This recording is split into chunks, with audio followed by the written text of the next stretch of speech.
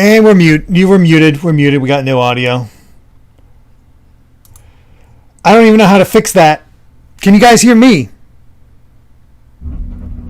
Oh, God. How do I fix this?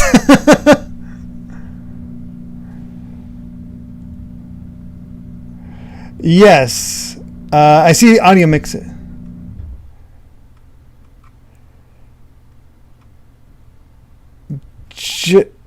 Okay, at least they hear me. I got that my mic. It's just the desktop audio I need to get fixed somehow. What the heck? Yeah. I'm so sorry, everybody. Steve's sick. Brandon is really, really busy. All right. Have you got a source in your audio sources that's called desktop audio currently? Yes, and I think that's working now. How's it going? Is it fixed now? We got sound? Well, we'll try talking and see if it's loud. Okay, we'll try not to. It's loud though. All right. Try say something. I'm saying some words, and we're seeing if something. tech issues are sorted. All right. Okay, everyone's way too loud apparently. I am cranking this down as far as I can. All right. Try something now. All right. I gotta raise it a bit. Say some more words, please. I'm saying some more words. Something. All right. Apparently, video games. I got to get us down to negative 34 decibels. Apparently, I'm still too low. Too low. Okay. Laura's mute. All right. Try again. I will fix this. Hopefully, like Goldilocks, this is just right.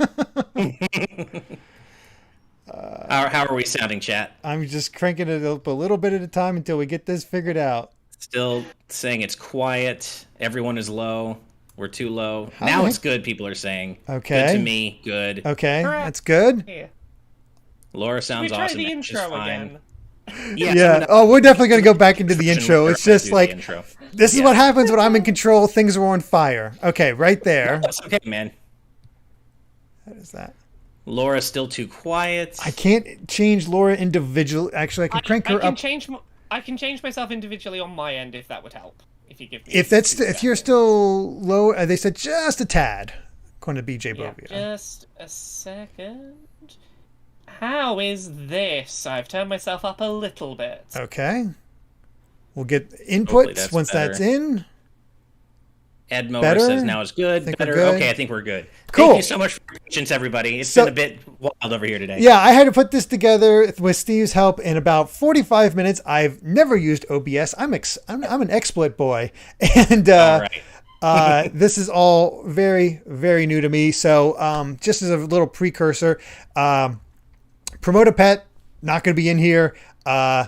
The credits roll, probably not going to work, so I'm not even going to try. I apologize for all of it. It's just, I got the basics up. We got our guests, and I'm going to read all the producers and EPs out at the end to make up for it. So yeah, no worries. We'll get it all taken care of. With that said, I'm going to go redo my intro. If that works for you guys. You guys ready? Yep, ready whenever you are. All right.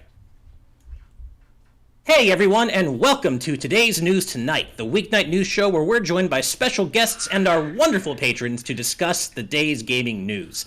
I'm your host, Ash Paulson, and I'm joined as always by my very good friend and GVG co-founder, Derek Bittner, along with our very special guest, Laura Dale, journalist, author, podcaster, and creator of Accessibility on YouTube. Laura, how's it going? It's going good. I am in the midst of all that pre-E3 excitement. I'm feeling good about video games at the moment. That's rare, isn't it? Yeah, it's nice to be like, oh hey, excitement exists briefly. Right. Yeah, it's nice to feel like the thrill, like the crackling energy of E3 season, even without a physical E3 for us to attend. You know, it's E3 announcement season, right? So we know stuff is about to happen. We're going to get some cool surprises. I definitely feel that energy in the air, too. It's that quiet before the storm that happens every year of the fact that there is absolutely no news for days in a row is the very thing that makes it exciting. It's like, oh, you're holding it all back. You've got all the secrets. Right, exactly. I think we have like a list of like all the streams that are happening, but we don't have exact times yet. It's like we're getting no info about like when things are happening, and it's like it feels like the ESA is like, oh, the individual companies will tell you, while the individual companies like, I don't know, the E3 doesn't know what they're doing. So, it's chaos. It's fun. Well, it's been weird too because, like, we're still sitting over here wondering what the hell even E3 media registration means this year. Like, what does that even do you? And apparently, they still don't know. Yeah, I got my registration approved today. I don't know what I get. I just know that in a few days I'll be able to access something. Right. You'll have to let us know because I know Steve applied. I don't know if the rest of us applied. I think Steve just did it on a lark just to see what we get, and I don't know if he heard back today. Obviously he's out today because he's sick. Fortunately, not with COVID. Right. He did check that, so he got it all clear there. Yes. But it's one of those things like, does that get us anything? Like, is it just going to be a thing like, hey, we're going to hook you up with a bunch of Parsec meetings? All I can say is, they've started lots of publishers are emailing people who registered, so that happened. But otherwise, they're just starting Monday, you can access the media portal. What will be in there, who knows? But it'll be there. Yay. Sure.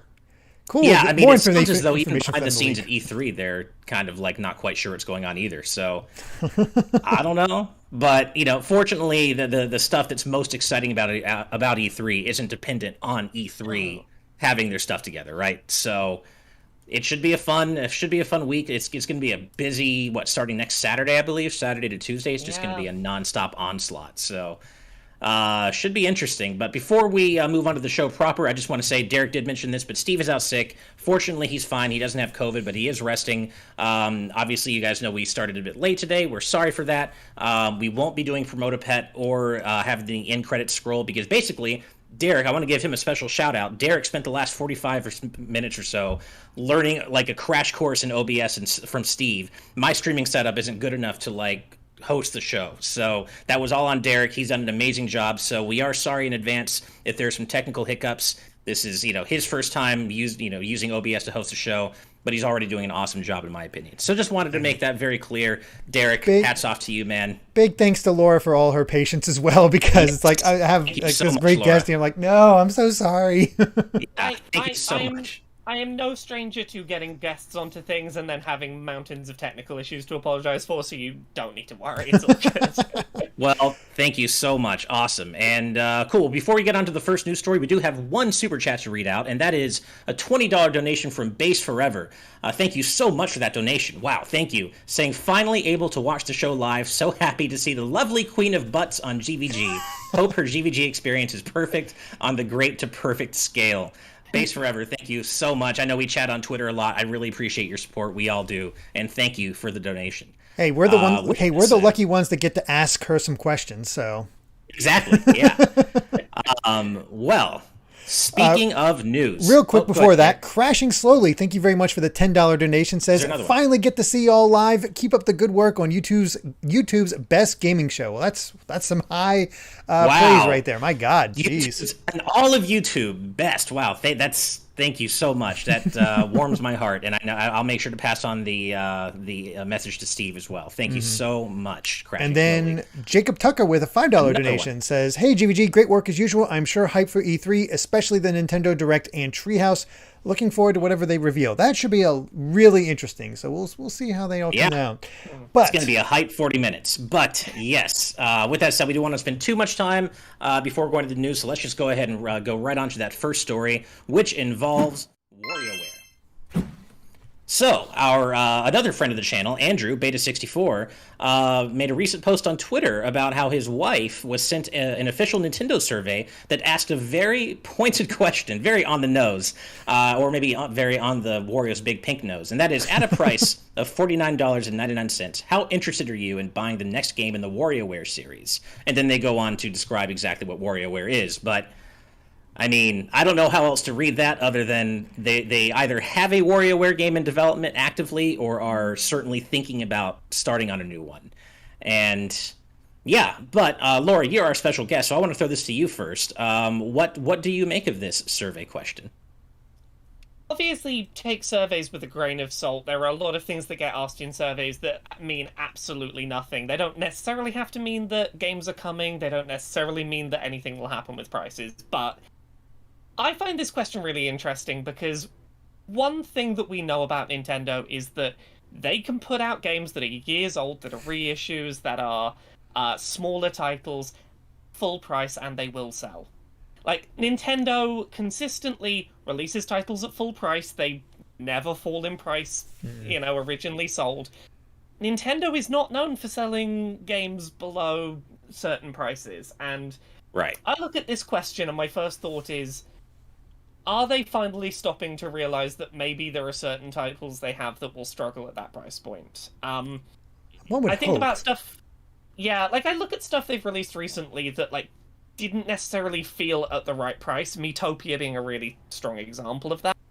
Like, I love WarioWare as a series. I don't know if $50 is a price I'd be happy to pay for it, but I do it because it's Nintendo. Right. I pay over the odds for them. It's Wario, and people love, like, if it's a brand new Wario game that takes advantage of the Switch in the same way that Smooth Moves did with the Wii. And the presentation of WarioWare Gold was amazing. Like, to see it continue that way with some new things that take advantage of the Joy-Cons.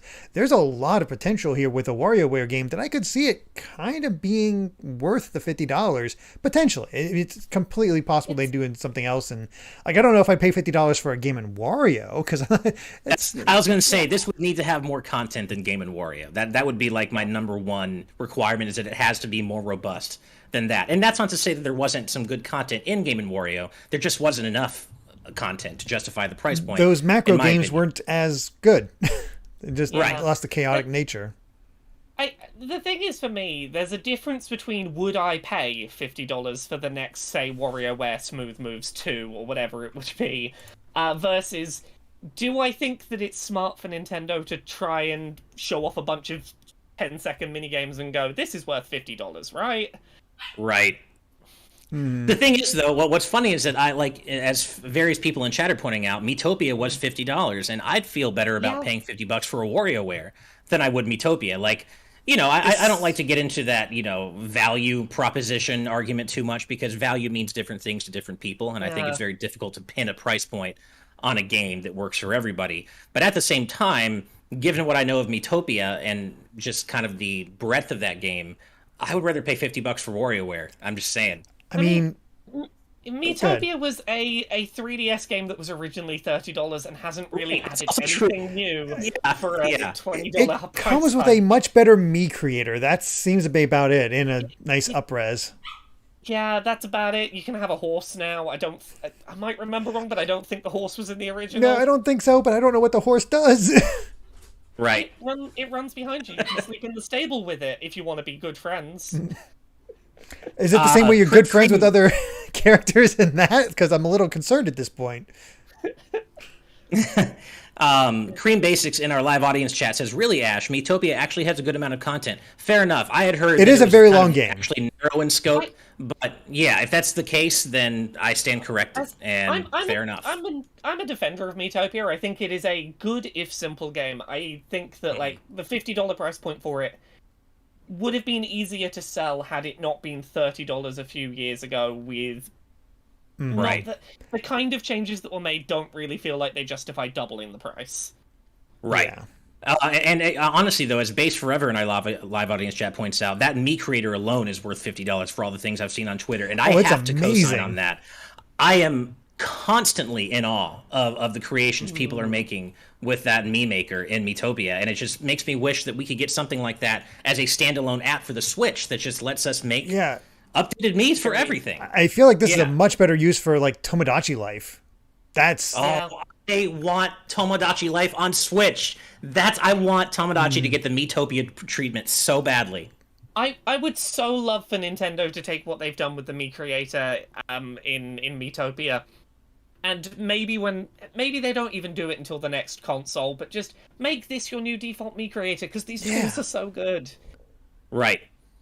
No, they really are. And I guess bringing things back to WarioWare, I do hope they're making one. I've made it very clear on the show before, I'm not a big Wario fan. I don't really like the character at all. However, I do draw the line at WarioWare. I enjoy the WarioWare games, and I like Wario in the WarioWare games specifically, and they're party games. They're fun. So it's been a while since WarioWare had a game. The only thing I'd add to that is, if we can have WarioWare, then we can have Rhythm Heaven. Come on, Nintendo. Make it happen. Even if it's just a Megamix port for Switch, give me Rhythm Heaven for Switch. Please, please. Go ahead. My only thought or question about WarioWare going forward, if they're making another one, is how you get around the fact that you have two distinctly different motion control schemes depending on whether you play it handheld or with your Joy-Cons. Yeah. That feels like it would have to be two distinct sets of minigames, and maybe not. Possibly. But I'd be very curious to see how they would handle that. It could be something. Go ahead, Derek. It'd just be really interesting if they actually have two sets of micro games, but one for handheld, one for console. Mode, yeah. This is the first one I can think of where they've released it on a console that has two very distinct modes of play. Yeah. Right. I mean, I guess theoretically, I did not play the 3DS, the DS version. Did that have two modes where you use buttons and use the stylus? Granted, they're a lot easier to access. You don't have to switch. They did, but you could easily touch both at once. It wasn't like, okay, quick, go grab the Switch out the dock to put the controllers on so you can do the next minigame. Quick, take them back off for this minigame. Yeah. Right. I don't know, but I have seen a lot of people see this and be like, enough with WarioWare. Where's Wario Land? And I can feel that. The Wario Land games are a lot of fun. I have not played Wario Land Shake It, but it's gorgeous. So something of that caliber would be kind of cool. But I think WarioWare is just more popular. It's one of those things that Nintendo has lots of side-scrolling platformery properties they could be doing. They don't have another WarioWare. Right. That's a very good point. The closest is Rhythm Heaven, I think. Yeah, which they haven't touched in a while. Just drive the stake through my heart just a little bit more. Just a little bit more. All I'm asking for is a Megamix port. I don't even expect a new game. Just something, please. Rhythm Heaven Fever on Wii was such a great party game because it's like the kind of thing anyone can come by, pick up the Wii remote, and immediately be like, oh, this is really cool and simple. Maybe I suck at it. It's just so easy to pick up and play. But this isn't about Rhythm Heaven. It's about WarioWare. Don't let me go on about Rhythm Heaven because I'll never stop. Before we move on to our next news story, we did get a super chat from Super Dank Awesome Unicorn Guy for $10.69, of course, saying, I got dozens of hours from the multiplayer games in Game & Wario. I have very fond memories of playing Sketch with my grandmother. Also, hi, Laura. Hi. The Franck game was really fun. I will say that. And I could see in the right group, it could be really fun, but it just didn't click with me the same way that WarioWare does. But I'm glad I really like the Sketch game, yeah. Mm-hmm. My general thought on things is you enjoyed something that I didn't. How dare you? I am jealous that you got enjoyment out of this. I want enjoyment out of this. And so I never feel like shouldn't feel bad. You got something out of it that I didn't, and that's really cool. Exactly. Okay, well, let's go ahead and move on to our next move story, which I would say is a real knockout.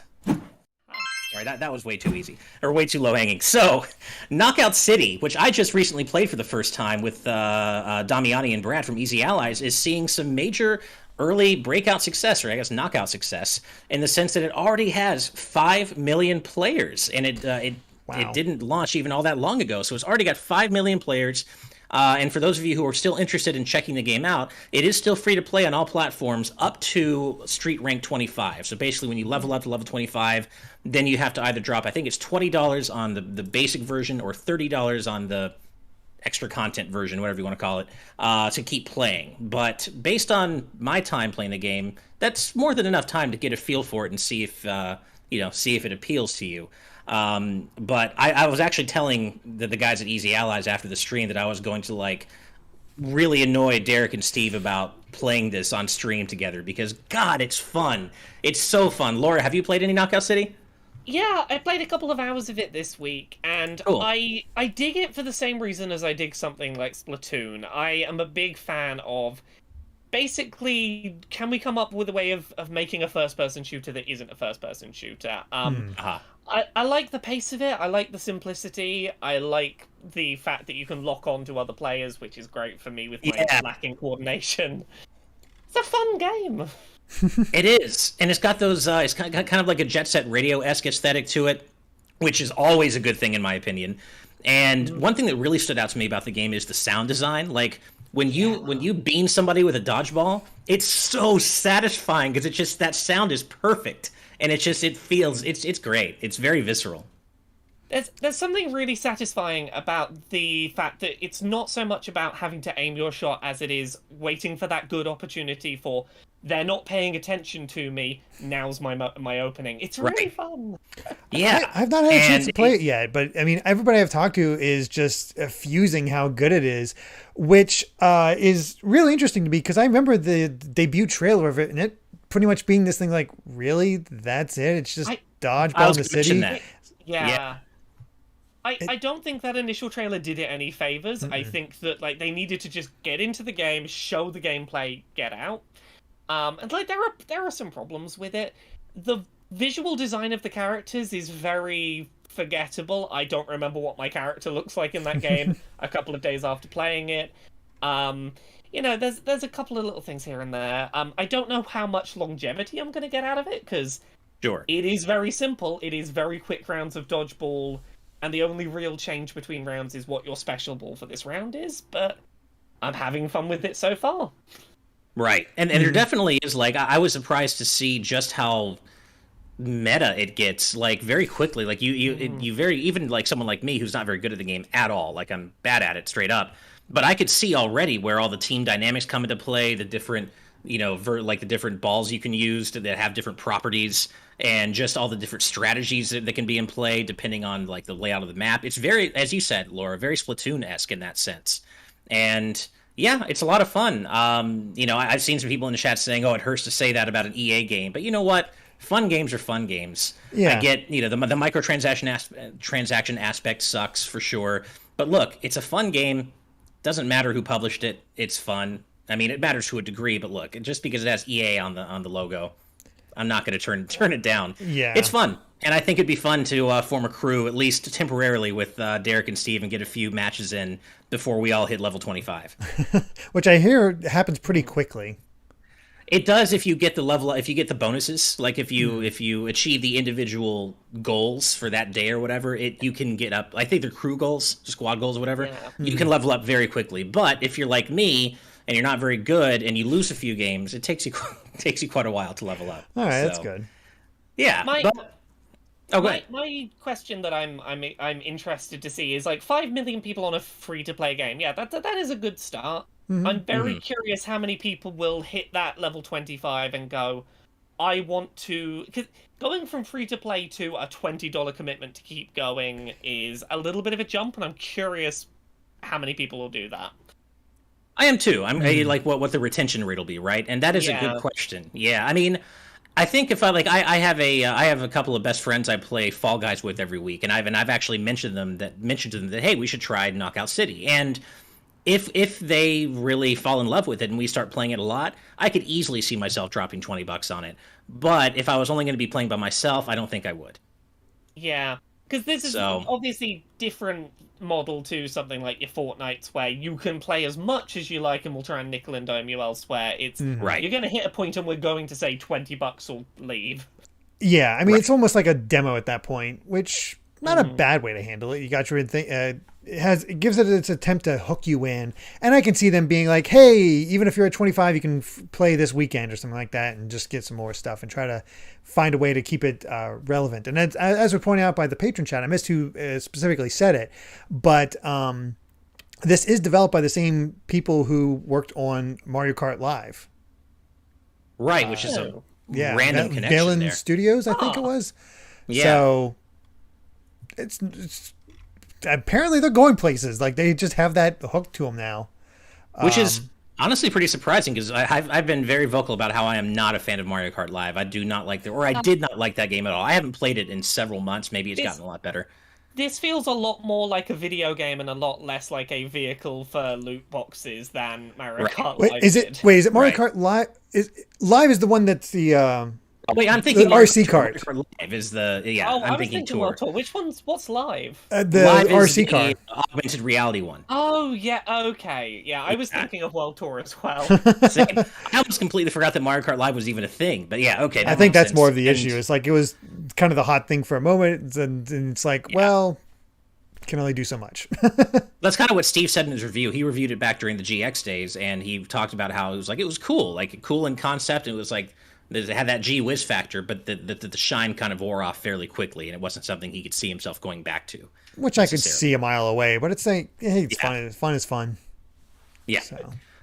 Well, hey, for a game going from a really, really poor first trailer to 5 million players, already, it's a pretty good start. We'll see how it goes from there. But before we move on to our next news story, we do have a super chat. We have a $7.99 donation from Cordelia, saying, "Hi, Laura. With Winds of Change getting promo on Nintendo's YouTube, any visual novels you think would be good to port to Switch?" The first thing that's come to head is Doki Doki Literature Club, and maybe that game's time has come and gone, but I feel like if you put that on the front page of the eShop for free, enough people would go, I heard something about this, and pick it up and download it and have a good time with it. Mm-hmm. The only other one that's jumping to mind, I still think Hatoful Boyfriend is a wonderful game. The pigeon dating sim. Yeah. Oh, I've not played it, but I've heard things about it. It seems wild. It is a wild ride. Put the pigeon dating sim on the Switch so I can date pigeons wherever I go. I mean, that's what we all want, right? Yeah. I agree with. I can't mess with too many things here, so I don't want to screw around. Again, I missed you in the patron chat. Totally agree. Ace Attorney 4 through 6. Get that on. That's what I was thinking. Oh, yeah. Yeah. Mm-hmm. That'd be cool. Oh no! Really obvious answer. The Danganronpa games. Why? Oh yeah, that makes so much sense. Switch already. Yeah, I know people love those. Yeah. I enjoyed the first one. I'm looking forward to playing the second.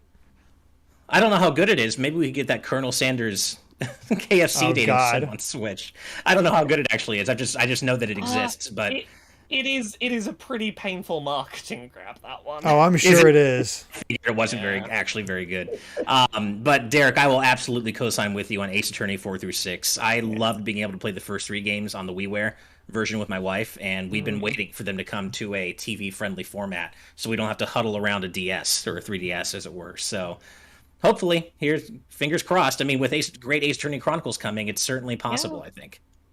Mm-hmm. But yeah, well, let's go ahead and move on to our next news story, which is... Before that, we did get a donation from Brian Calabro with a $5 donation, awesome. saying, just donating to think that I think we should shamelessly plug Laura's books before the stream ends. I think that's a good idea. Absolutely, yeah. Let me know when is a good time, and I will plug all of the various things I've written. Yeah, no, before when we started doing our outro, Laura, we always give our guests a chance to plug everything they're working on, so we'll make sure come up with a list, say it all. Yeah, for sure. And thank you for the donations, both Cordelia and Brian. Thank you very much. Mm-hmm. All right, let's go ahead and move on to our next news story, which is, I don't even know. Let's just get it up on screen. This is sad. So, Yuji Naka has left Square Enix following the debacle that was Balan Wonderworld.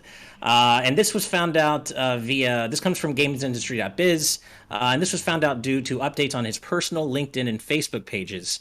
He apparently wrapped up his tenure as a senior manager at Square Enix on April 30th. Now, no one seems to quite know for sure whether he actually left or was fired, but I think, we can, regardless of how the departure actually happened, we can pretty much reason that Balan Wonderworld was the reason for it. And what a shame that it had to turn out this way.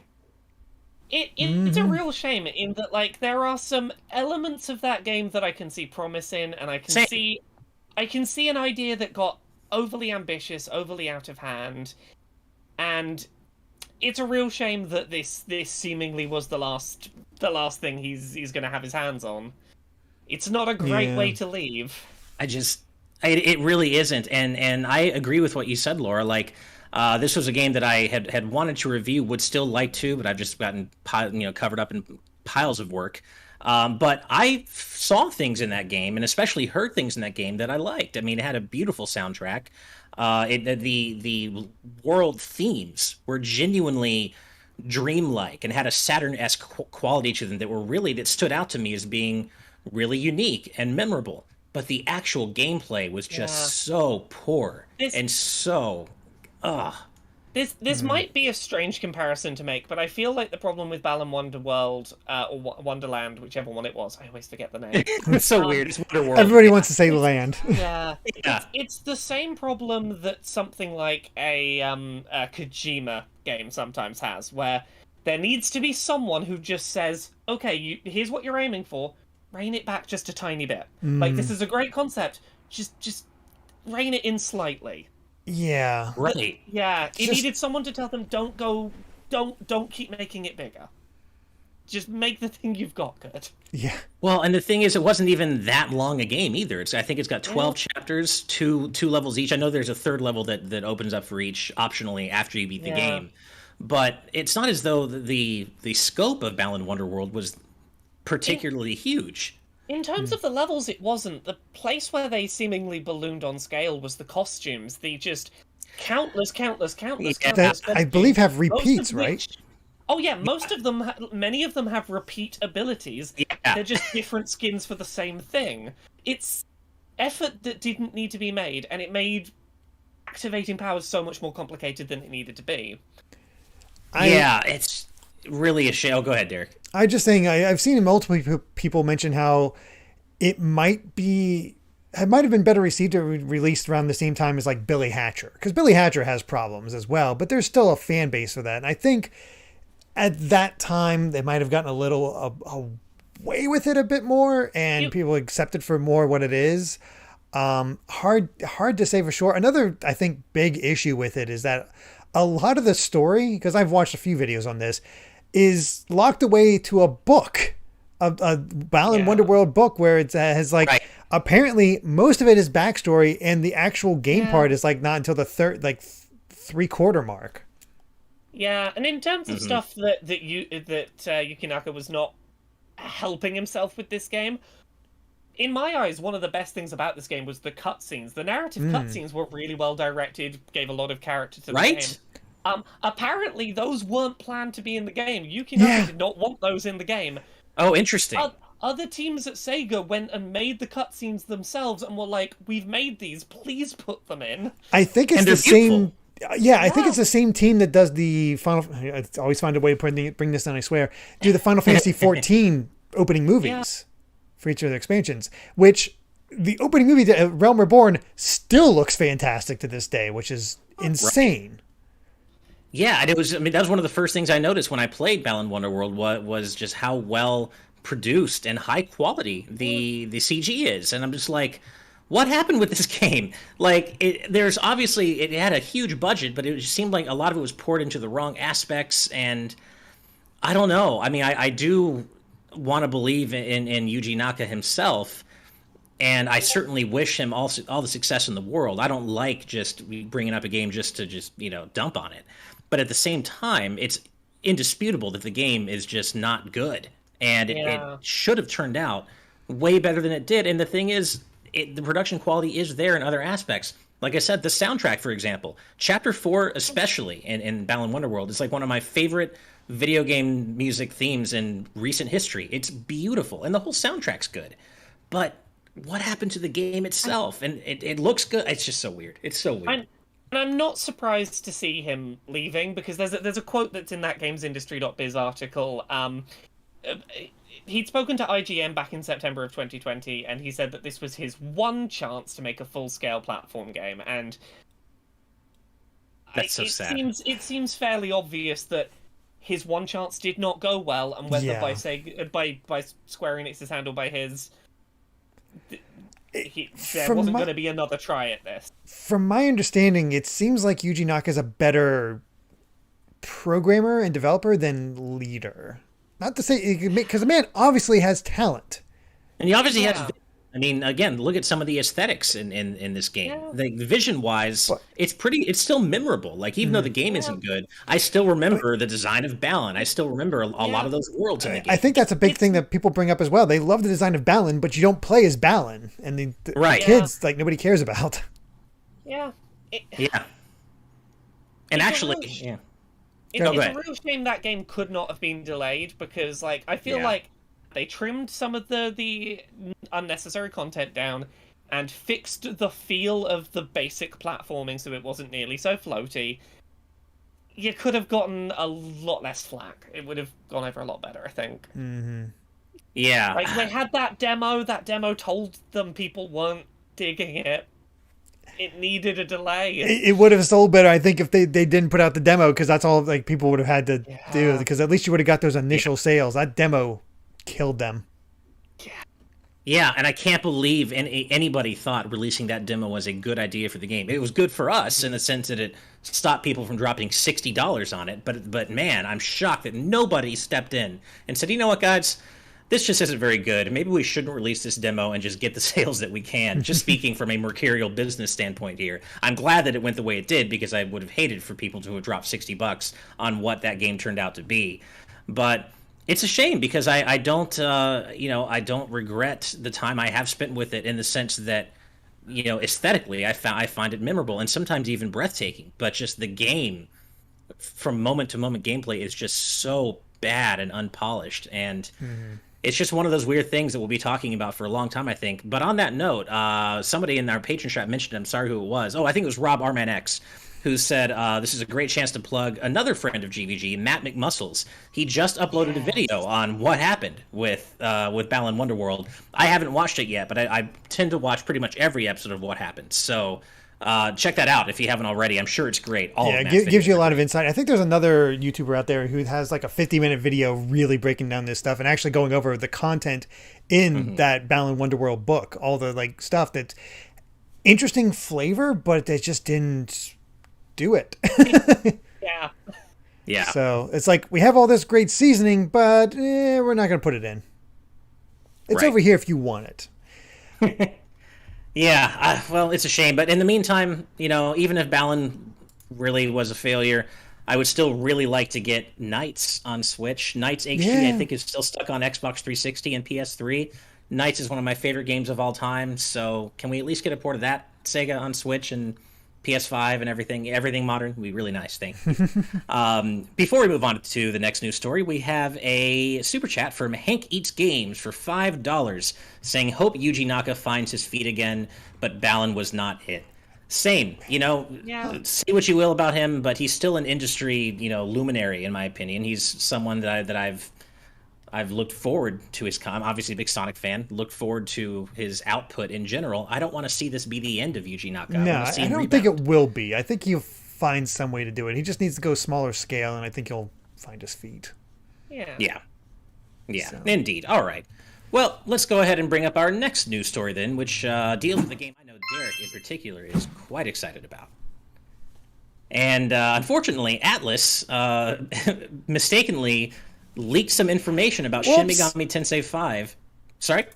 Just whoops from Atlus. Whoops, yeah, this is a big whoops, yeah. So prior to E3, they basically leaked that Shin Megami Tensei V is finally going to be launching on November 11th. And this came via a leak that Persona Central spotted on the game's Japanese website. So this is just a simple pushing website update too early, or pushing it live too early.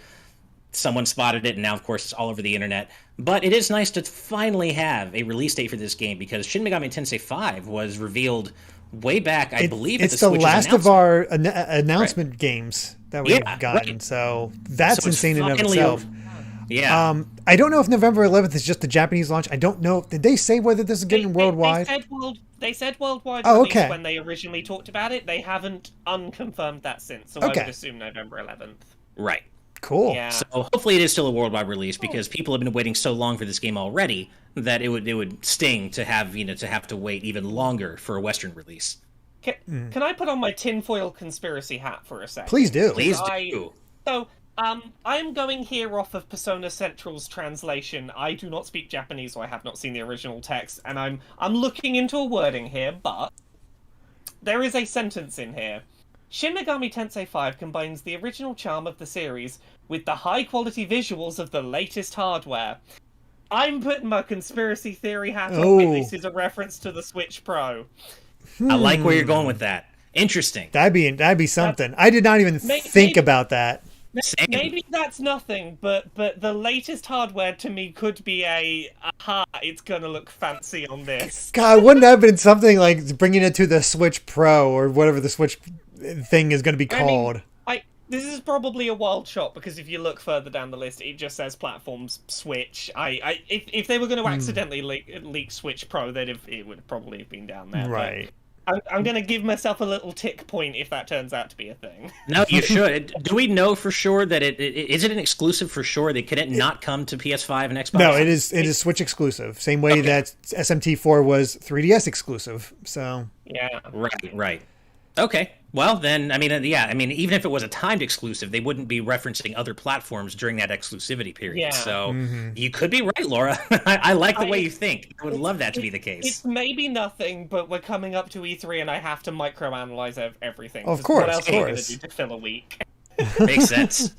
But Derek, I know. I know you're probably out of all of us on the core GVG crew, you're probably the most hype about this, right? Yeah, I'm definitely intrigued, but I've never played a mainline SMT game. Actually, it's a lie. I picked up SMT4, could not make it past the tutorial. I got my butt kicked. Now people tell me it gets easier after that, but there's always just this thing about SMT games where there's this initial, you're going to get your butt kicked and you just have to power through it in order to get to the real meat of the game. And I think it's Matador in Nocturne that just got re-released. Yeah. That's why he's kind of a thing and a meme at this point amongst the community.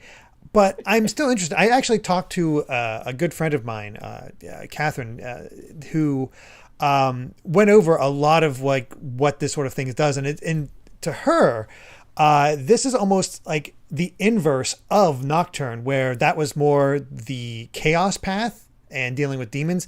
This seems like that same sort of setup, except with the law path for people, because there's always like this balance between law and chaos in the SMT games, and you never get a canon ending. You always get different endings based on your choices. So there's not necessarily a true or good ending, but it'll lead you down this way. And this one, I guess, favors the law side of things and where you get taken. She's pretty excited. I think it's cool. And maybe this will be the one that really breaks core SMT into the mainstream. Hard to say for sure, though.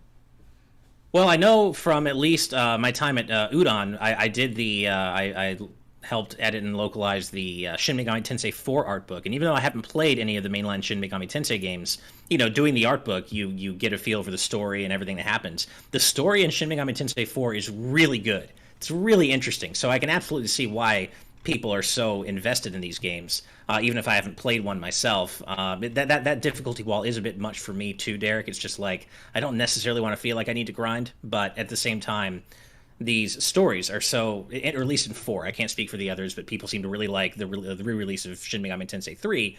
The story in 4 is great. So, yeah, I'm certainly going to be keeping an eye on 5. I don't know if I'll actually play it, especially given time-wise, but I'm just glad that it finally has a release date for all the people who have been waiting for it for so long, because it's been, as we said, it was announced at the Switch's reveal. So, it has been a long time coming. Sorry, go ahead. That difficulty wall's not going to be for everyone, certainly, but I think a serious narrative, high visual quality, big JRPG on the Switch, that's a thing that the console feels like it needs right now. It needs a big, beefy, this is going to take you tens of hours to get through. Yeah, I guess the most recent would be Bravely Default 2, right? Was that the last major I think so. JRPG release? Last major one. Yeah. I guess so. Yeah, which had its own kind of, mixed reception to a degree. I see people are hoping for good art design for it, which is completely possible because according to this other thing, it's apparently some of the demon designs are being newly drawn by Masayuki Doi, the character designer of the title. So, that's cool. Always seeing, because even just playing Persona, I was like, oh, I recognize a lot of these demons. They show up a lot, and it's kind of cool to get that aspect. I'm curious. I'm gonna try. The really tricky part is it's seeing what this November is going to be like, because if this is coming out worldwide in November, there's potentially a lot of other really big things in here, and who knows what Nintendo's coming out with? Who knows what else is might be on the way? Don't know. Pokemon, Brilliant Diamond and Shining Pearl. Oh yeah, I'll be busy with that. Yeah, exactly. Yeah. We might get a guest reviewer on Shin Megami Tensei V if we get it. Yeah, like I'm curious in SMT5. I'd like to play it, but I'm sorry. Pokemon is where it's at for that type of thing. It seems like one of those games that would do well in something like a January or February where there's not much else to play, where it's got some breathing room. It's a difficult proposition if you've got a busy holiday season to try and play it in. Exactly. Yeah. Plus, as the Irish Jacomon in our patron chat points out, there's also Project Triangle Strategy, which doesn't have a solid release date yet, but that to me feels like a 2022 game. But that is also coming up. But I feel like Shin Megami Tensei V will actually beat that out, or beat it to release. Although somebody else in our patron chat, I'm sorry I missed who it was, but somebody mentioned when we first started talking about this that Shin Megami Tensei V is releasing, or at least we're getting a release date before Bayonetta 3. Any information came out about Bayonetta 3. When the hell is that game coming? Like, maybe we'll see it at E3. I don't know. I feel like this is the E3 for it, and again, I'm one of those people that still thinks those Switch Pro before E3 things are maybe real, and I'm like, that's what they're waiting for. Bayonetta 3 for that. I'm trying to give myself hope. I want to play it. Right. And that was Ditto M, by the way, who points out in the chat that was Ditto M who said that. So thank you for that comment, Ditto M. Or excuse me, Project Ditto Empath Traveler, which is a really funny name. I like that. Okay, well, before we move on to the next news story, we do have a couple of super chats. First is $6.90 from A Drink to the Past. Dude, that name is amazing. Love your content almost as much as I love beer. What's the GVG Cruise's booze of choice? Also doing my part to bring back #wet GVG member Wednesday. Oh my gosh. Oh man. I tend to like. Go ahead, Derek. I'm not a beer drinker, so if I'm drinking anything, it's always ciders. I like my ciders. Yeah, like I'll try different kinds of beers just because, I like drinking socially with friends and stuff, but I tend to prefer pilsners, like lighter pilsners. Like I'm not an IPA fan at all. I'm not really a big fan of the chalky, really hoppy beers. So, so I'll usually just settle for a good pilsner or ale maybe, but I am by no means a beer expert or alcohol expert. I don't even know the difference between Pilsner and IPA. That's how little I drink. Yeah, I mean, like sometimes my wife and I will have some drinks together. We'll just do a couple of shots of vodka. Like we're not trying to mix fancy drinks or anything like that. So, Laura, what about you though? I'm usually a fruity cider drinker. If you can give me something that tastes as unalcoholic and as much like fruit juice as possible, that's good for me. I love ciders and lambics, like any fruity flavor, like apple cider, pear, raspberry. In my old hometown, there was a Belgian restaurant, Ash, that had tons of drink choices, and that's you nice. Find that sort of variety there. Like you could, I think $20 and you get like a sample drink of like 5 different ones that you choose. I actually enjoyed that. Plus they had like these waffles with chocolate syrup and whipped cream on it for desserts. And like, I miss that place. It's really yummy. It's expensive, but really yummy. that reminds me of I went to a beer festival once in Belgium with my wife and I were traveling around Europe, and we went to a beer festival in Belgium. And they had just all the selection you could imagine, and just, drinking it there in Belgium, which is awesome. You just walk around, check out the sites. It was really cool. Mm-hmm. Real quick, though, anyway. Before we get to our next donation, which always appreciated, Hudio has just joined up their pledge to join our live audience tier. So welcome there. Thank you. Hudio, welcome to our live audience, and thank you so much for the support on Patreon. We really appreciate you. And thank you so much for joining our live audience. We're happy to have you here. Mm-hmm. And A Drink to the Past, thank you again for your donation.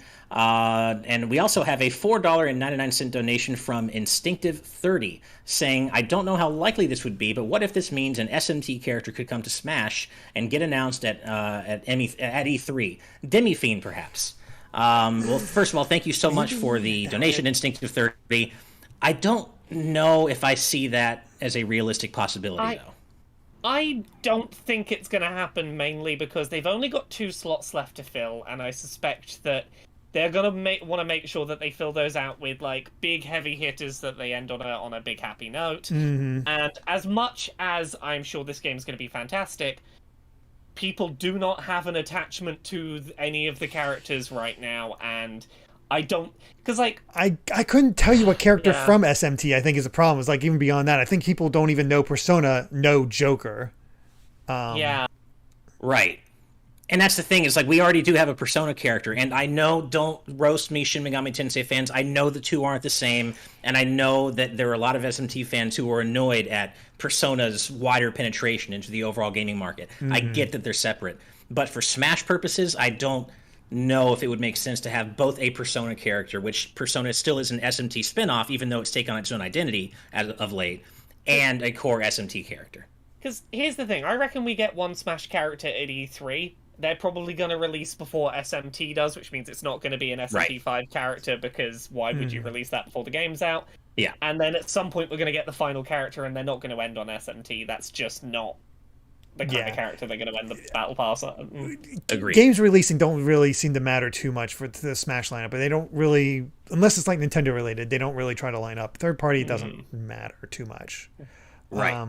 A couple more super chats have come in. Thank you again, Instinctive30, by the way. We have another $7 Australian dollar 99 cent donation from Cordelia, saying one more donation, Mara for Smash. Also, Laura, any good recommendations for games with good trans reps for Pride Month?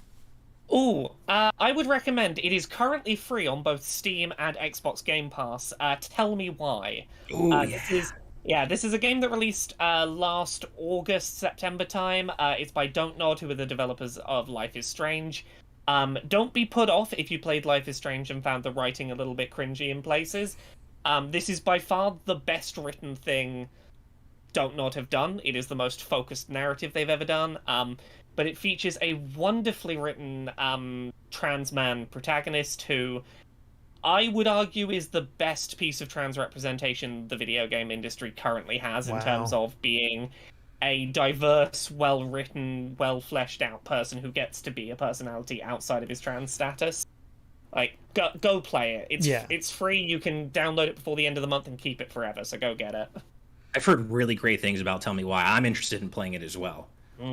I've not played Life is Strange at all or anything like that, but I've heard nothing but good things about these games. So yeah, the original Life is Strange. Tell Me Why on Steam before I have to pay for it again. Yeah. Base Forever with another $20 US dollar donation, saying need to shout out Trails of Cold Steel 4, which just got a Switch port. It's from Falcom, the people who make Ys. It's a 100+ hour JRPG that concluded the first half of the Trails saga, which is 9 games and counting. Made me cry twice. Well, thank you again, Base Forever, for the generous donation. And yes, I'm well aware of the Trails series. I played a little bit of one of them back in the PSP and a little bit of the first Trails in the Sky game, but I haven't like really dug into the series in a huge way because they're all so long, as you said. They are massive from what I hear. Yeah. Laura, have you played the Trails games at all? Again, I've played a little bit of a couple of different ones, but I've never gotten far enough in to have big opinions. Gotcha. All right, moving on to one more super chat donation. Nintendo Derek with $2 saying chances of Lara Croft or Phoenix Wright in Smash. I think about either the same of as them, anybody else, honestly. Yeah.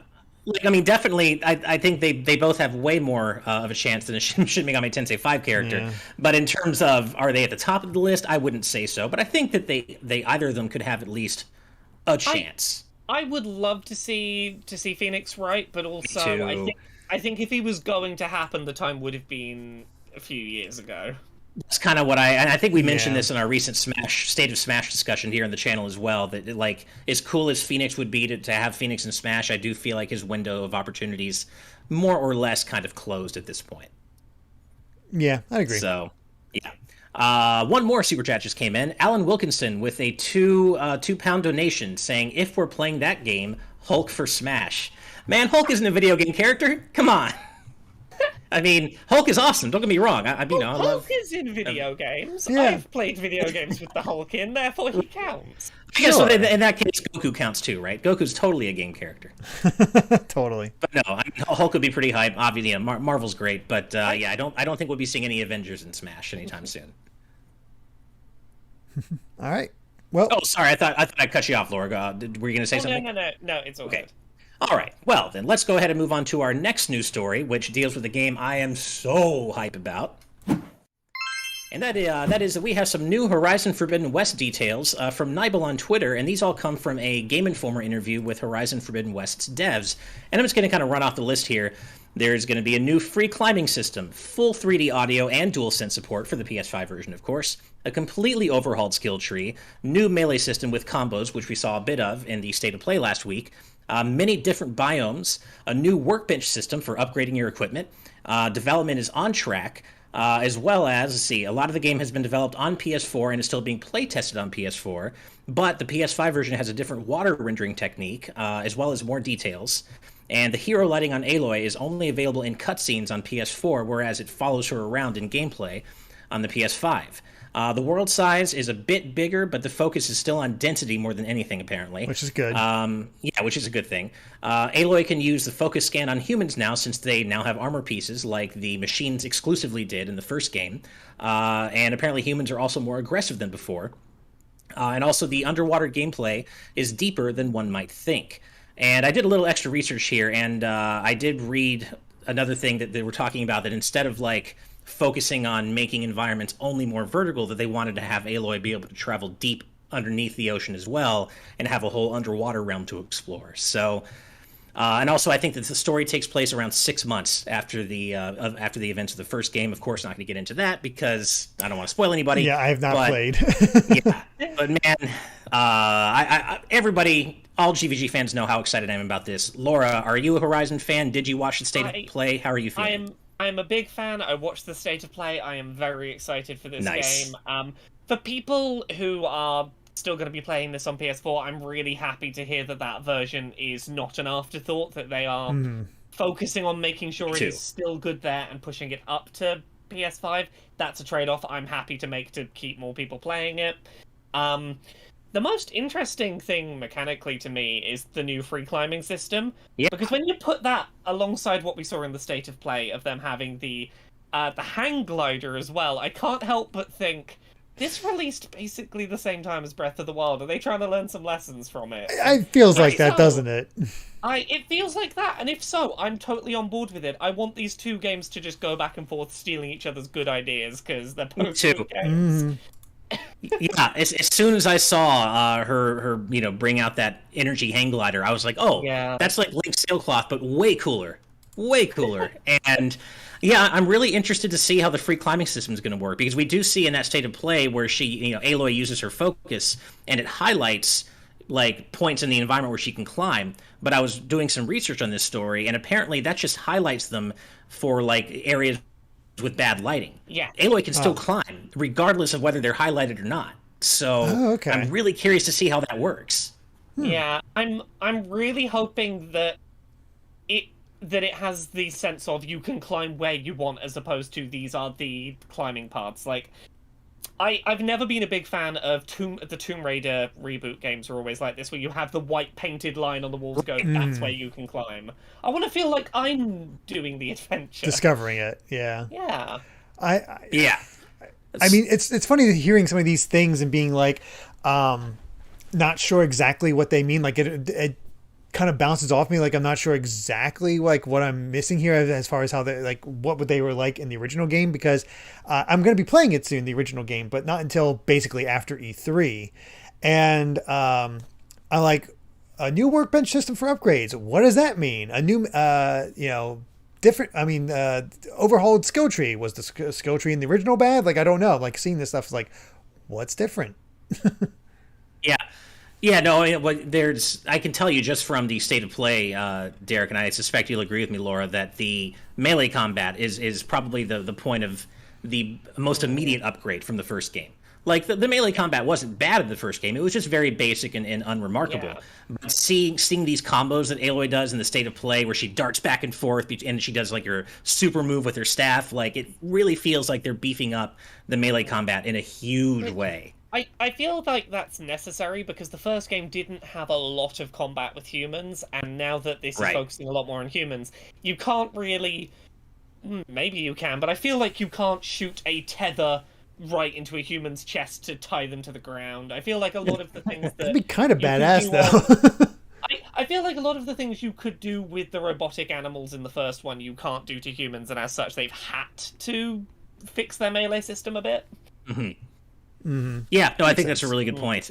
And I know there's also another kind of related news story where One of Horizon Forbidden West developers say they are aware of the outcry for Aloy to have flying mounts in this game, but obviously could not commit one way or the other to whether they're actually going to be in the game or not. Just that they're aware that it's a highly requested feature. And that would just add one more bullet point onto the long list of things I'm so excited for in this game. But oh man, I'm so hyped. The one last thing from Nibel that you did not mention, Ash, was in a French interview.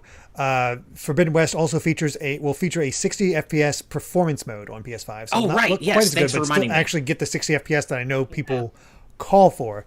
As I've said many times before, I can't see FPS. I am so bad at differentiating between 30 and 60. So might as well just make it look good for me. Good thing to discuss, though. That might be a good thing.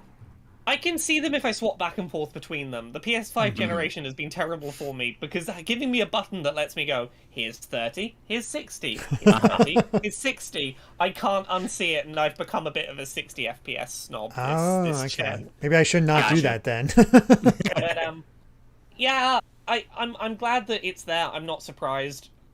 Sony seem to be making this a standard on all their PS5 games. Here's the 4K version, here's the 60 FPS version.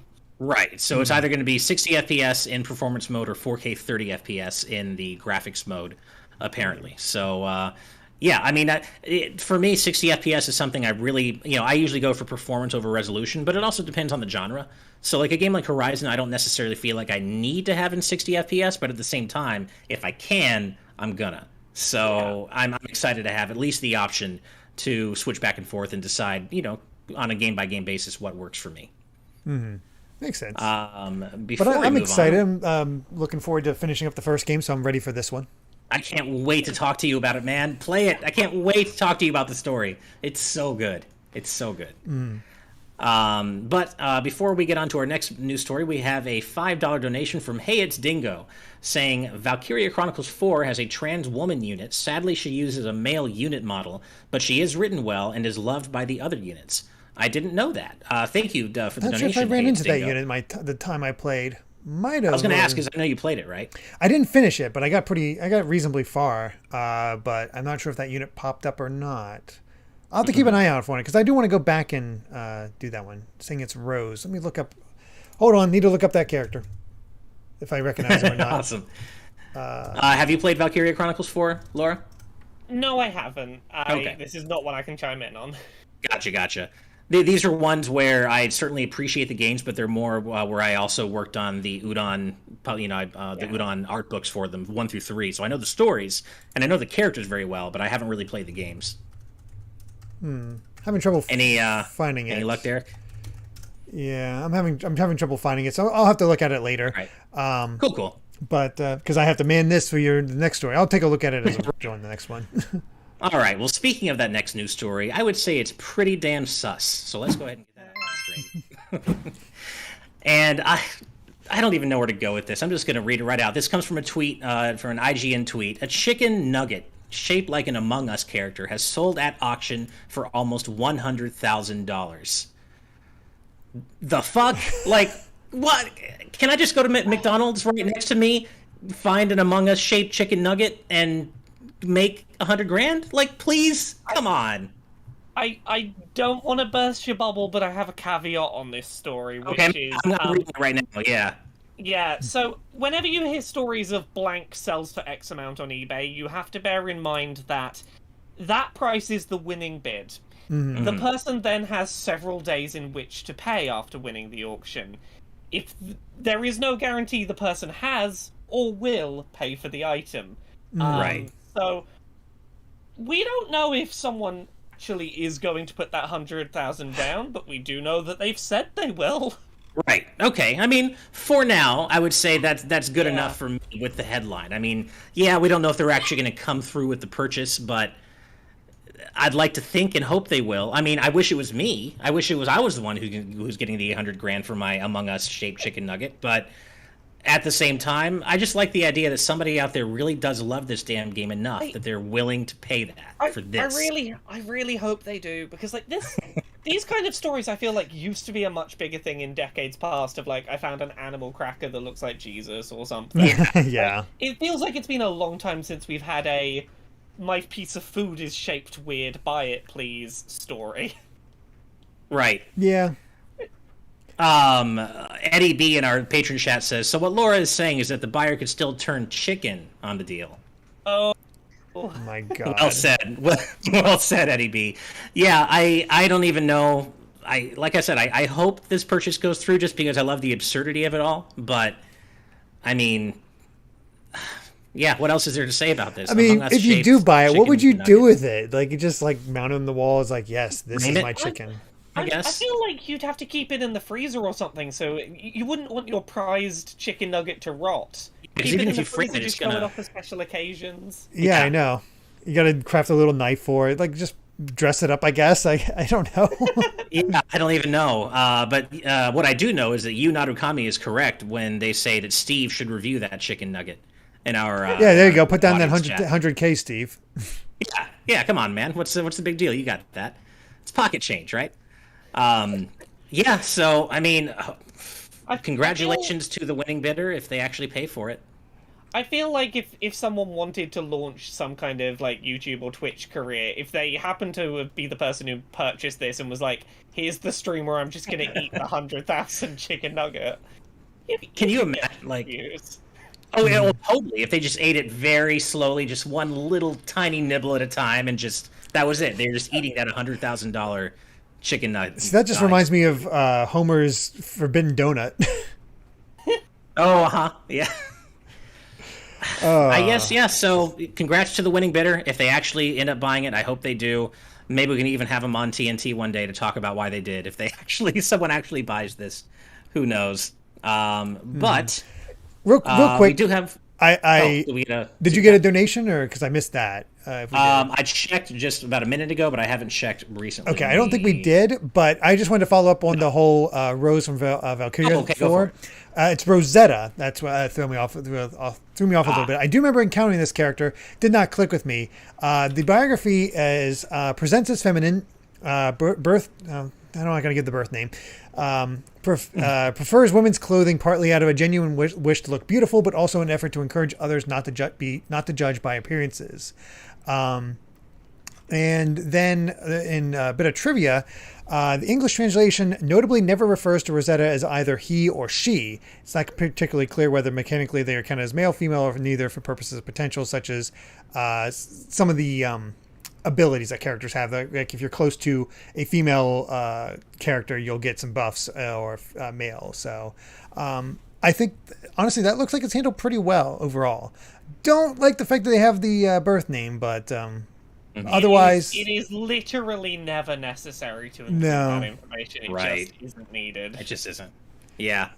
So. No, I mean, I will take Rob's word for it. Rob Armanex is in the chat is who told us about this, and it is not up to me to decide what serves as good or bad representation, trans representation in games. It is not up to me. Yeah. So I try to keep up on as much of it as I can, but also, like, it's also quite tiring to have a trans character exists, you need an opinion on this. Right. Yeah, that's going to be... You don't need to comment on single thing. Right. But it's nice that it seems to be handled mostly respectfully. As you can expect. Circling back to the Among Us chicken nugget really quickly, looking at the bid, this comes from Eastman23 in our patron chat saying, looking at the bid history, it went straight from 99 cents to $14,000 and $14,969.69 in one bid.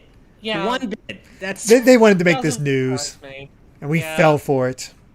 Darn. Yeah, all right. Ridiculous. All right. Well, we have a couple more news stories to get through. So let's go ahead and get that second to last story up on screen. And this serves as a follow-up to a story we reported on a couple of episodes ago about a sequel to Bloodstained potentially being in development. And this comes straight from the official Bloodstained Twitter account saying, regarding recent reports, 505 Games and Artplay are in very early planning stages for a Bloodstained sequel. However, current development resources are focused on completing Bloodstained Ritual of the Night's upcoming content. We have a lot planned for you. So basically, they're kind of low-key confirming that it's happening, but just don't expect anything for quite a while, as it's not happening anytime soon.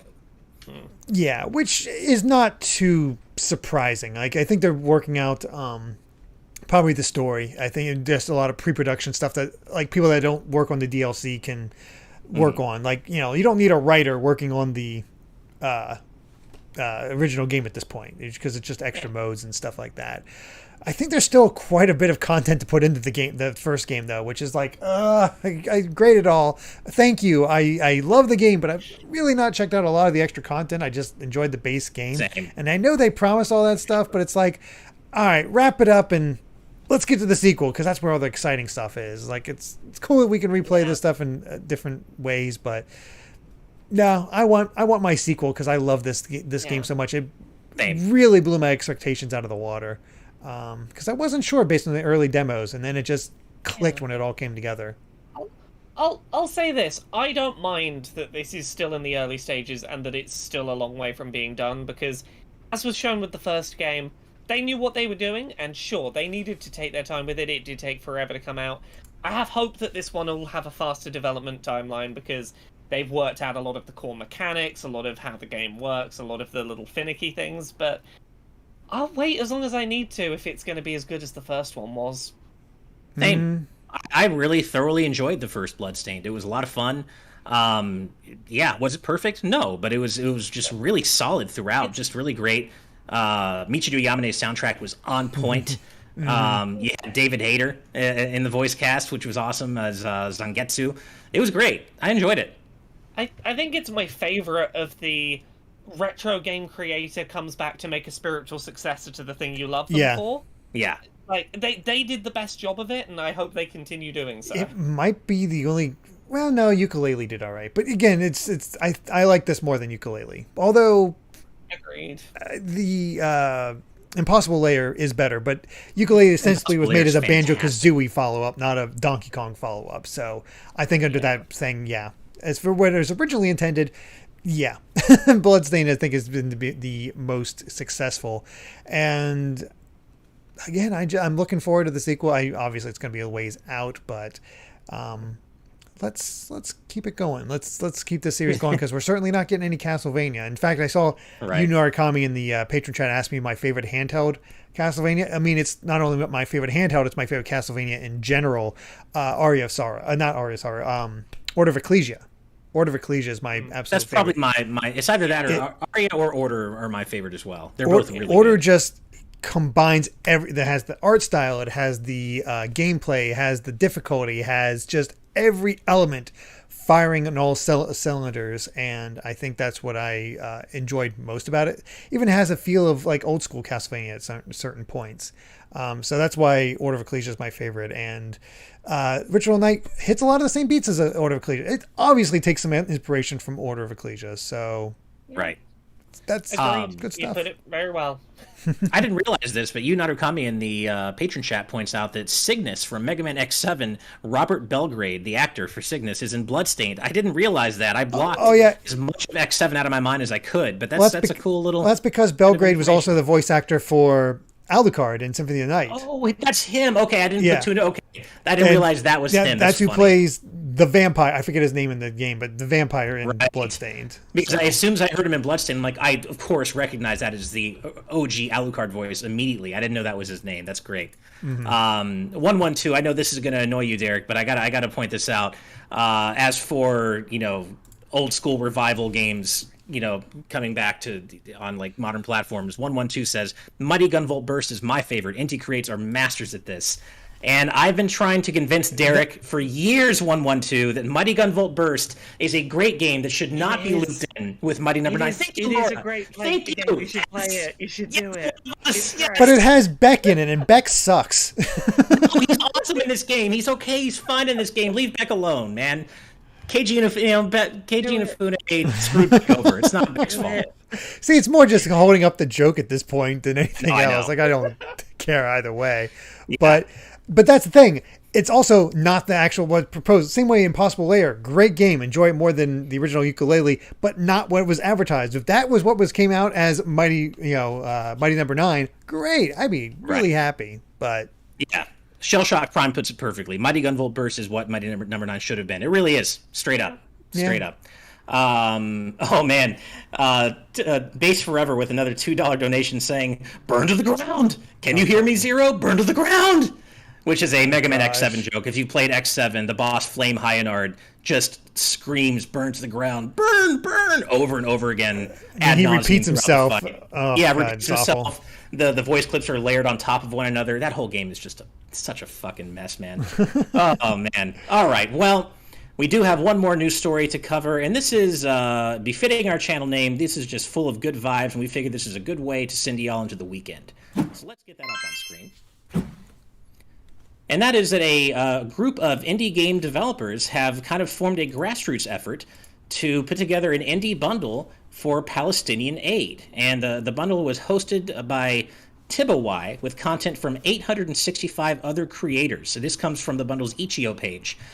So far, the bundle has raised 54,000. Well, actually, even more. It's 78,102. $78,102.17 out of their $500,000 goal. So, and you get like over almost 1,000 games for this. Like for it's $5. You can pay what you want. $5. Wow. You can pay what you want above $5, but the minimum is $5. And yeah, all the proceeds go to Palestinian aid.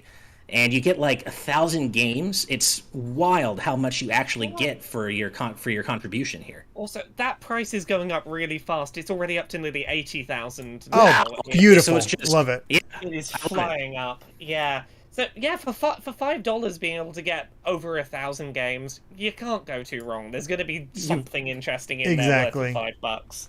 Exactly. Like, how could you possibly say no? Especially if you're into indie games, which everyone should be because indie games are awesome. But yeah, you're getting over 1,000 games, and you pay what you want. $5 minimum, of course. Pay as much as you can. But even for $5, that the value proposition is just unbelievable. And of course, I can tell you at least one game in there that's worth $5 that I've just spotted. There is a wonderful game called Calico, which is a game about being a magical girl running a cat cafe, and it's charming and colorful and wholesome and lovely. That sounds awesome, actually. And just looking down this list of games, I haven't, of course, played any of them, but a lot of them just look interesting right off the bat. Grindstone's like just from the image. Soundtrack is in it. That doesn't look like Grindstone itself, but the soundtrack to Grindstone is in it.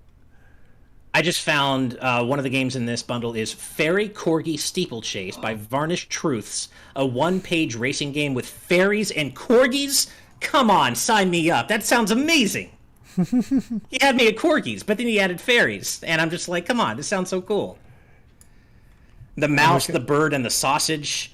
Yeah, I'm looking through. And Council of Cats. There's definitely some stuff. Interesting titles in here. It's like, all right, you got me intrigued. Yeah. But yeah, I mean, either way, even if somehow there isn't something in this 1,000 plus game bundle for you that you want, your proceeds are still going to a great cause. Oh, I can tell you two more good ones in here. Piku Niku. I just saw that one. I have that on Switch. Yeah, it is a really fun, weird little game that narratively goes some unexpected places. There's also Minute, which is a game. It's a top-down Zelda-style exploration game where every 60 seconds your character dies, and you have to do as much to the world as you can in 60 seconds, which is really good. Sounds amazing. Pretty cool. Yeah. Kind of reminds me of Half Minute Hero to a degree. Oh, uh-huh. There's also one called All My Exes Are in Mech Suits. Okay, sure. That sounds like a great Scott Pilgrim sequel idea. Yeah, seriously.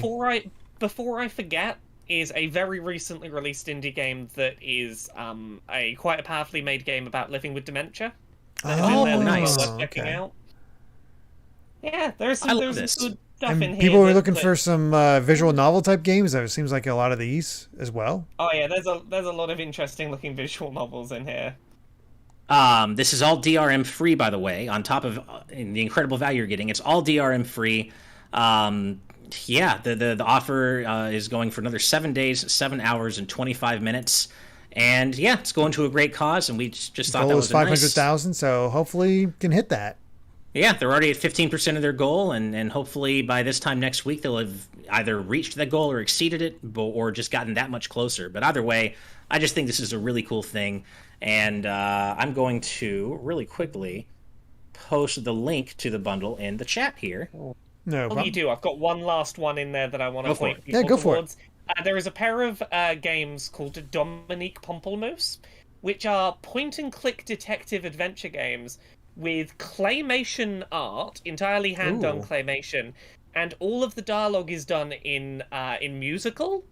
So every character has a different musical style that they sing all of their dialogue in. That's pretty cool. Wonderfully creative. That's great. That's pretty cool. What's it called again? Dominique Pamplemousse. All right. There is the first game and a sequel, both in this bundle. That's cool. Oh, and apparently the King of Trash says VVV's in there as well, and that's a great game. I can totally co-sign on that. If you haven't got it by now, you definitely got to do it. Yeah, and Mario Man TJ says Spirit Swap is also on there, which is that Match 3 Puzzle League-esque game that we covered on TNT several months ago, and that's on there too. So it seems like you're getting a really good value for this, everybody. Absolutely. So yeah, I posted the link in the chat, so go jump on that if you'd like. And just some good vibes for everybody heading into the weekend. But with that said, that brings us to the end of our news for today. But before we head out, Laura, please, this is what we were talking about earlier. Plug it all. Tell our amazing audience where they can find you on the internet. Tell us what you're working on. Go for it. If you want to hear me talk about video games and what I think of them and news stuff, every week I'm on a video game podcast called Podquisition. That goes up every Thursday. I have some books. I have a book called Uncomfortable Labels, which is about being an autistic trans woman and living at that overlap. I've got one that's probably relevant to this audience. I have a book called Things I Learned from Mario's Butt, which is an entire hardback illustrated coffee table book of video game character butt reviews. It's got a bunch of developer interviews. It's got a bunch of guest critics from across the industry. It is a book in which you can read the Thomas Was Alone developer Mike Bithell go on for about 3,000 words about how that game's plot is entirely about butts. So go check that out.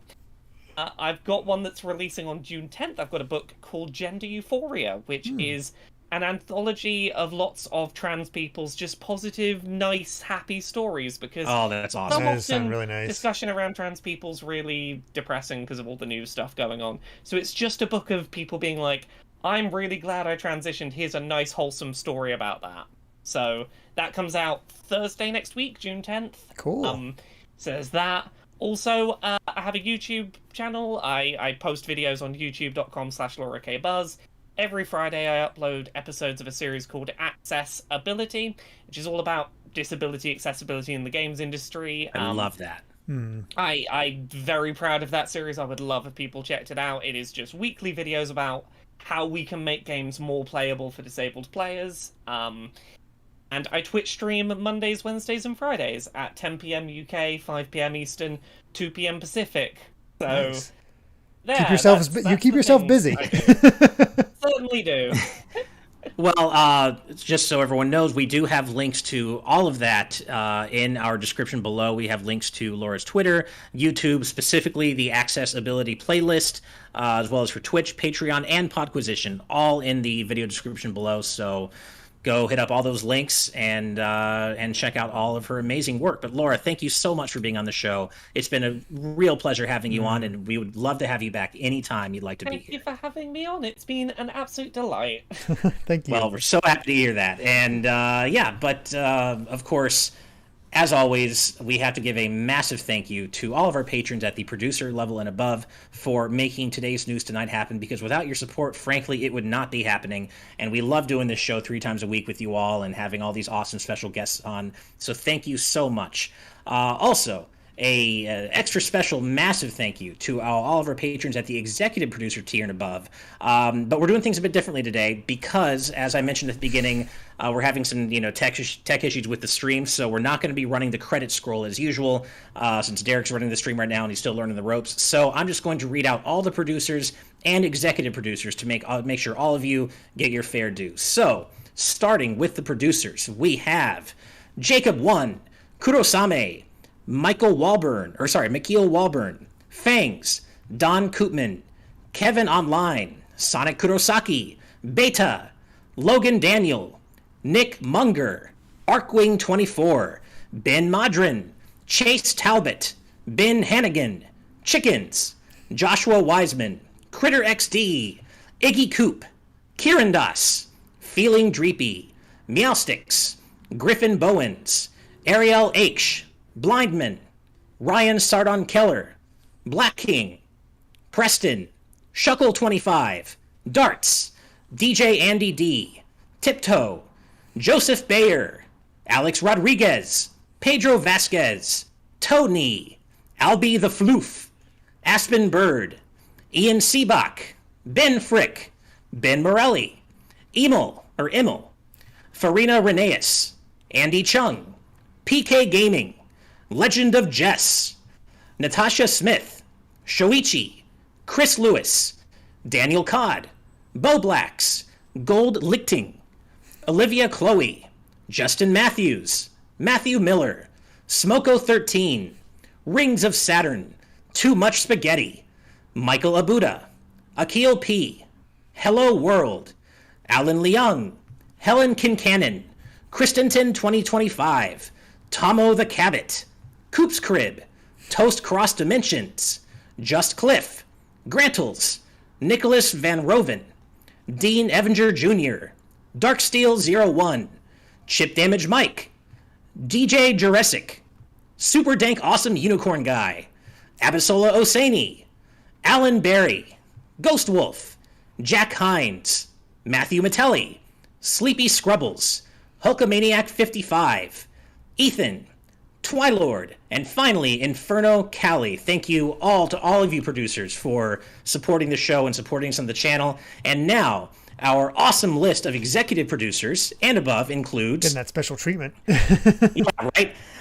Jared Edinger, Brandon Bovia, Rob Arman X, Etiono Ben, Dan Entwistle, Dennis J, Z Patty, Hyrule Hermit, Sky Blue Flames, Adam O'Sullivan, It's ATM, Octopuppet, Richard Herrera, Michael Phone, Aiko Carroll, The D-Pad, Vesmio, Waffle King, Kitty Kong Fax, Angel Martinez, Vedran Hotik, 112, John, Joshua Hunter, Evernight Studio, Benny Yao, Emerald, Azran127, Kinrule09, Pagrima, Jake Pelka, Geller, Shiny Turkey, Joseph Rutkin, Titus Malvolio, Charlie Bird, Geeky Griffin, Lucky Wonderfish, Top Dog 23100, Young Ben Kenobi, Doug Shomix, Andrew Medeiros,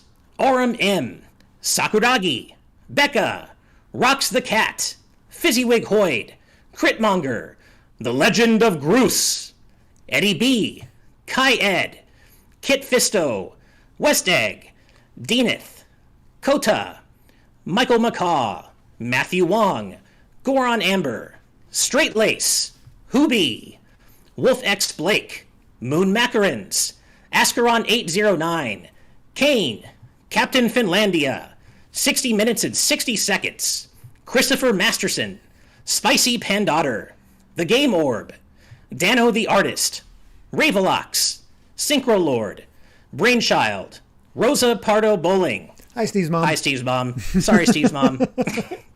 Kotar Peck, Scuff 196, Skull Kid Tiger, AJB Cool, Blizzica, Jason Uloa, Jaden Buck, Phantom Project, Darik, Jeff Ed, Ray Clausen Jr., and finally, Nathan, the voice actor. Thank you all so much for your incredible support of the channel. And if you'd like to know how you can support us over on Patreon, head on over to patreon.com/gvgaming. We just recently refreshed our Patreon with a couple of new tiers, introduced brand new perks at every tier. There's a lot to love. Our most popular tier is our $5 live audience tier, where for just $5 a month, you get ad-free versions of all our content, audio-only versions of all of our content, and you get to interact with us and our special guests 3 times a week during today's news tonight in our exclusive live audience patron chat.